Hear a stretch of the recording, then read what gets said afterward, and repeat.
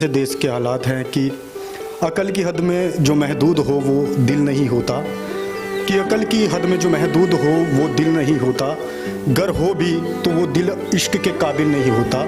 जो हक पर मर मिटे उसे ज़माना याद रखता है, कि जो हक पर मर मिटे उसे ज़माना याद रखता है। किसी का इससे बेहतर कोई मुस्तकबिल नहीं होता, कि किसी मगरूर से खुश मुर्शद कामिल नहीं होता, कि किसी मगरूर से खुश मुर्शद कामिल नहीं होता। एसआरई न्यूज़ की वीडियोस देखने के लिए हमारे फेसबुक पेज को लाइक कीजिए, फॉलो कीजिए और शेयर तो जरूर कीजिए। नमस्कार, एसआरई न्यूज़ में आपका स्वागत है और हमारे साथ बातचीत करने के लिए अजय कुमार जी मौजूद हैं, जो लगातार हमारे साथ मुद्दों पर बातचीत करते हैं। और अभी आज़ाद समाज पार्टी में उनको जिला प्रवक्ता बनाया गया है, क्योंकि अजय कुमार जी जो है लगातार अपनी वाणी से लोगों को खुश करते हैं, वो शेर व शायरी करते हैं और बहुत सारे मुद्दों पर बातचीत करते हैं। बड़े बड़े मंचों पर उन्होंने मोर्चा संभाला है और आज़ाद समाज पार्टी में जिस तरीके से वो काम कर रहे हैं लगातार वो आगे बढ़ते भी जा रहे हैं।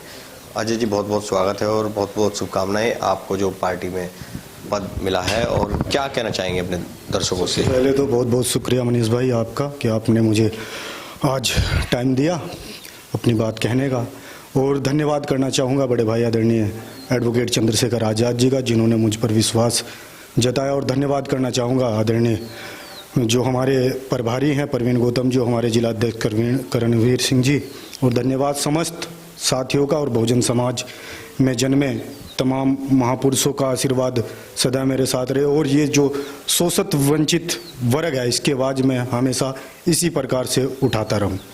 पार्टी का प्रवक्ता बनाया गया है आपको, ये तो शेर व शायरी हो जाए। सबसे पहले शेर व शायरी क्या, बस शायरी बहुत करते हैं। आज तो कहूँगा कि जैसे देश के हालात हैं कि अकल की हद में जो महदूद हो वो दिल नहीं होता, कि अकल की हद में जो महदूद हो वो दिल नहीं होता, गर हो भी तो वो दिल इश्क के काबिल नहीं होता। जो हक पर मर मिटे उसे ज़माना याद रखता है, कि जो हक पर मर मिटे उसे ज़माना याद रखता है।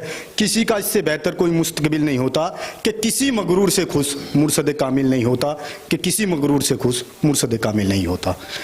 क्योंकि जो देश के हालात हो रहे हैं, आप देखिए कि किस प्रकार से आज लोग इस महामारी से जूझ रहे हैं। पूरा देश नहीं बल्कि पूरा ही संसार इस महामारी से जूझ रहा है। तो जिस प्रकार से देश आज इस कोविड-19 जैसी बीमारी से जूझ रहा है, तो वहीं आने वाले समय में सरकार के सामने ये मुद्दा होना चाहिए कि देश के जो नौजवान हैं, जो पढ़ा लिखा शिक्षित वर्ग है, उसके लिए क्या योजनाएं हैं। क्योंकि एक तरह से सरकार ने, चाहे वो शिक्षा का वर्ग हो या नौकरी का वर्ग हो, तमाम वर्ग के जो लोग हैं वो घर में आज बैठे हुए हैं।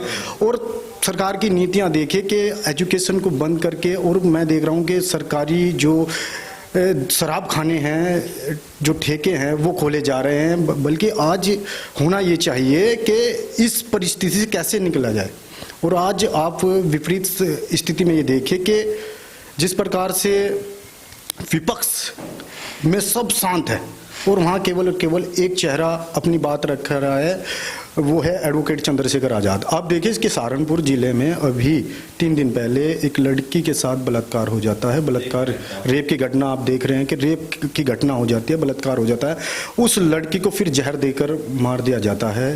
और दबंगई तो इतनी देखिए कि भैया हमारे यहाँ पर इतने नेता हैं, कोई भी नेता क्योंकि उस घर पे कोई नहीं जाता, केवल एक टीम खड़ी होती है और वो है आज़ाद समाज पार्टी, वो है भीम आर्मी, जो शोषित वंचित पीड़ित परिवार के साथ खड़ी हुई दिखाई दे रही है।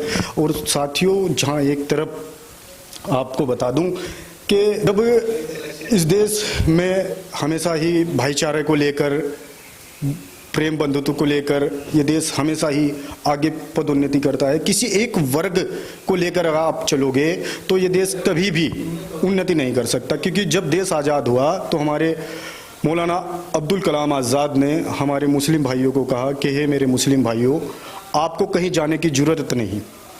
उन्होंने दिल्ली की जमा मस्जिद से खड़े होकर कहा कि ये देश आपको बुला रहा है, क्योंकि हम इस देश के वासी हैं। और यहाँ की दिल्ली की जमा मस्जिद, लाल किला, हमारे पुरखों की निशानियाँ आपको चीख चीख कर बुला रही हैं कि हमें ये देश छोड़कर कहीं नहीं जाना, क्योंकि देश की आज़ादी में हमारी भी सबसे ज़्यादा कुर्बानियाँ गई हुई हैं। तो जब देश में सन 2019 में CA NRC जैसा काला कानून आता है, तो दिल्ली के अंदर भी कई हमारी माताओं बहनों के ऊपर सरकार मुकदमे लगा देती है। देवबंद जैसे शहर में प्रोटेस्ट कर रही हमारी महिलाओं के ऊपर मुकदमे लगा दिए जाते हैं। तो वहाँ कोई भी हमारा रहनुमा सामने नहीं आता, केवल और केवल एक व्यक्ति सामने आता है और देश का संविधान हाथ में लेकर कहता है कि अगर पहला मुकदमा लगेगा, अगर कोई आफत आएगी तो वो मुझ पे आएगी। और वो केवल चंद्रशेखर आज़ाद होते हैं, जो दिल्ली की जमा मस्जिद से कहते हैं कि मुसलमान भाइयों हमें कहीं जाने की जरूरत नहीं है। तो आज देखिए कि आज दलितों के ऊपर पीड़ा हो रही है, उत्पीड़न हो रहा है, या मुस्लिमों के ऊपर पीड़न हो रही है, या ओबीसी वर्ग के लोगों पर कहीं भी उत्पीड़न हो रहा है, या किसी भी महिला के ऊपर या मेरी बहन के ऊपर कहीं भी उत्पीड़न हो रहा है, वहाँ और केवल आज के टाइम में एक ही संगठन है, एक ही पार्टी है जो पूरे भारतवर्ष में अपनी आवाज़ उठा रही है, वो और केवल आज़ाद समाज पार्टी। और आगे भी आपको बता दिया जाए कि अभी जिला पंचायत के चुनाव हुए हैं, आप देखिए कि 15 सीट पर लगभग हम दूसरे स्थान पर रहे हैं। और हर जगह हमारा प्रत्येक कैंडिडेट लगभग 3000 से 5000 से वोट ही लेकर आया है, और लगभग 1.5 लाख से 2 लाख वोट हमने यहाँ पर पाई हैं।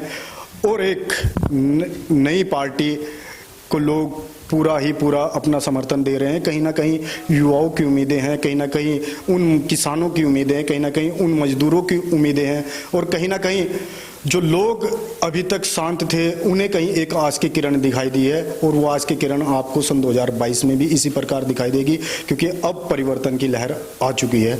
अब युवा भी चाहता है, बुजुर्ग भी चाहता है, माताएं भी चाहती हैं कि वाकई एक जो लीडर है वो है चंद्रशेखर आज़ाद जी, जिनके साथ सब कंधे से कंधा मिलाकर चलना चाहते हैं। इसमें चुनाव लड़ेंगे या गठबंधन करके चुनाव लड़ेंगे? देखिए अभी वो 22 में हालात बताएंगे, फिलहाल तो गठबंधन की कोई बात नहीं है, लेकिन ये है कि हम 22 में चुनाव जरूर लड़ेंगे।